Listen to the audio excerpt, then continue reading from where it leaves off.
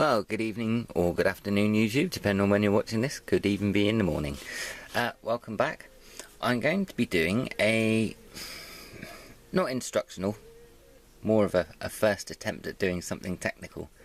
As you can see, we now have bullfrog snot. Oh yeah. Just purchased in the post this morning. This is replacement traction tyres. It's very good. I'm yet to try it. The videos I've seen have been quite interesting. Green rubbery goo. On the back it says, bullfrog snot extracted from the suffering sinuses of free-range male frogs as fast as we can round them up. Just kidding, it's a sophisticated, specially formulated, room temperature curing 1-part green liquid plastic with unique properties that make it the ideal solution for improving traction on model railroads, or railways if you're in England, slot cars and numerous other quirky little problems left to your creative, fertile imagination. Apply just enough to evenly cover the surface with a thin layer. Too much makes a mess, so take it easy and practice. Let it cure overnight or at least several hours.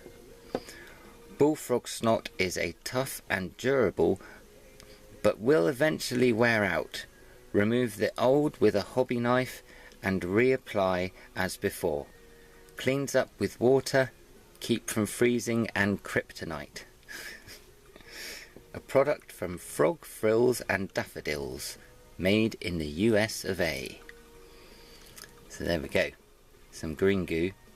Let's have a go. Right, now, in true Blue Peter fashion, here's one I made earlier.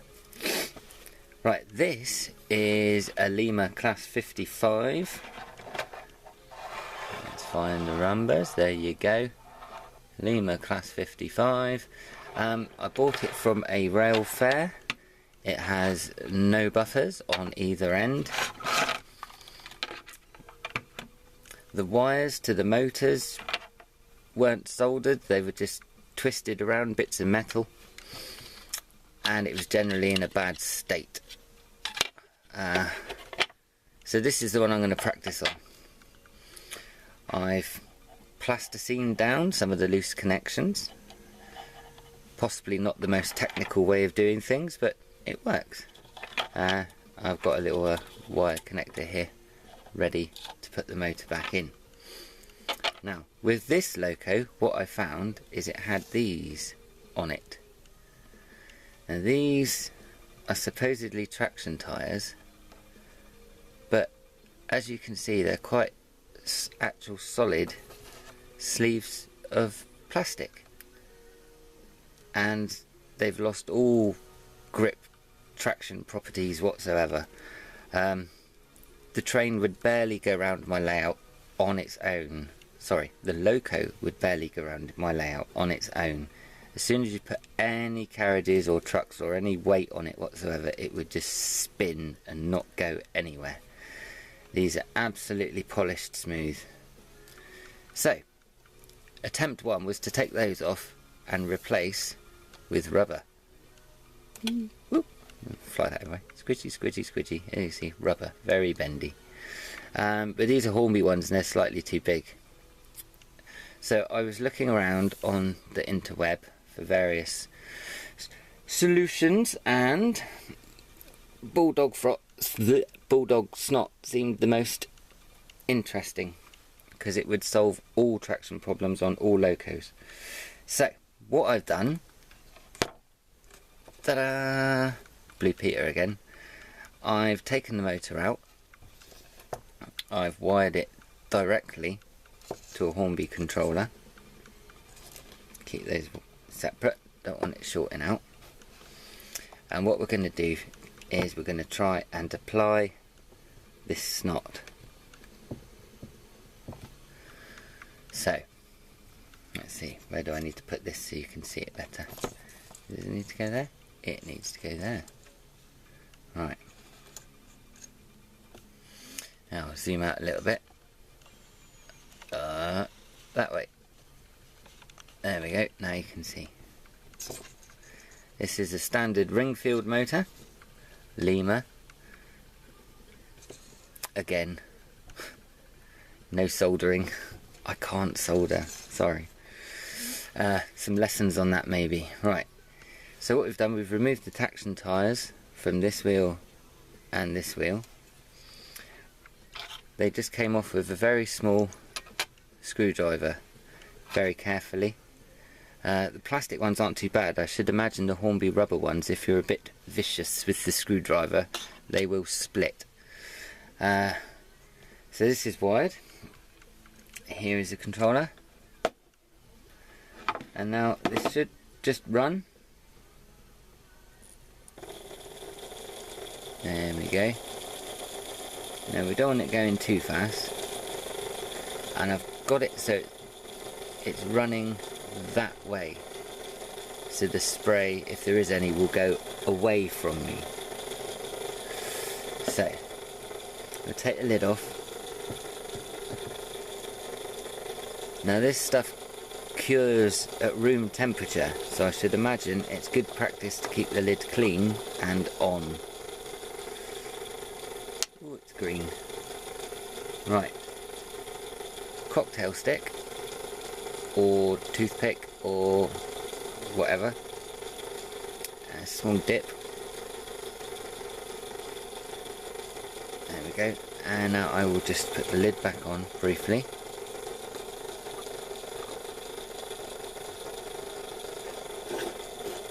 File that. Right, now I shall attempt to lightly drip this onto the wheel.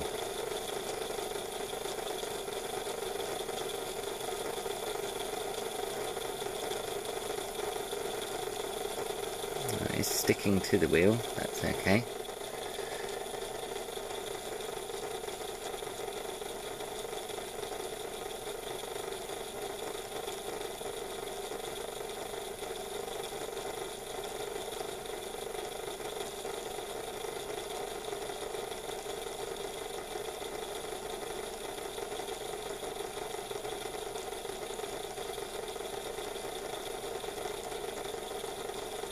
Trying to get it even is quite difficult.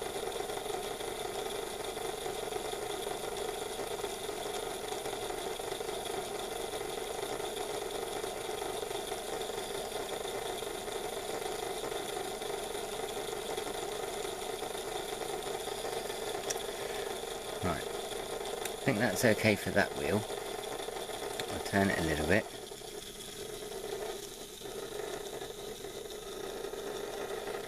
Don't know if you can pick that up.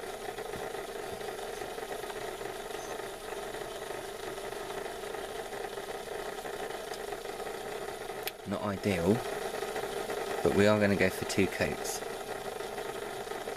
There's a small recess in the wheel where the plastic was, so you do need to have enough in there to fill that gap.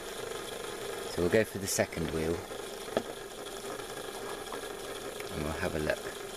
Now this stuff does need to cure overnight, so we won't see it running this video, but what we will do is do an update video so you can see how it went.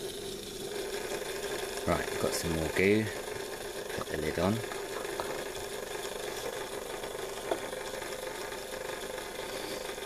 And attempt again. Let's do this one so you can see. There. I might have a bit too much on there. There it goes.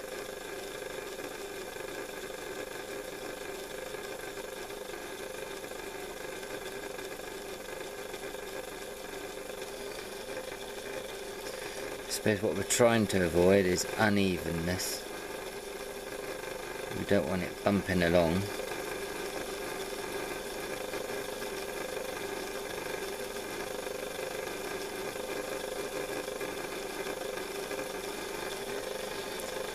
That was a slightly better attempt.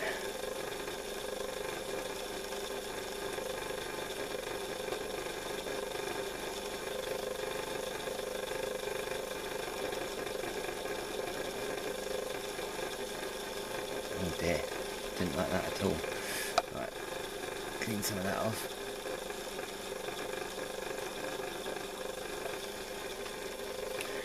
And we'll just apply a little bit more to the back wheel. There, if you can see there, I was filling, I've left a line in it now, so it's not very good. I'll just update a bit more. That's a bit too much. It's got a bit mad. Little and often, rather than all at once, I think, is the best practice. Slow it down just a bit.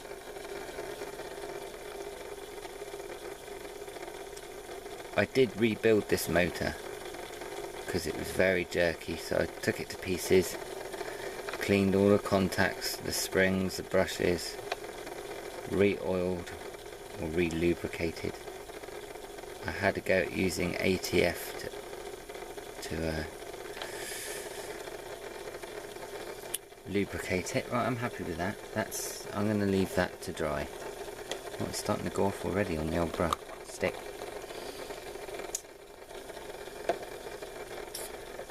Right, boys and girls, turn that off. As you can see, reasonable good coverage. It looks level, but I'll probably do another very fine layer. You can see it's not gone over the edge. It has filled the recess between the outside flange and the inside. You can see the outside of the wheel, which is good on both. The wheel's not completely green.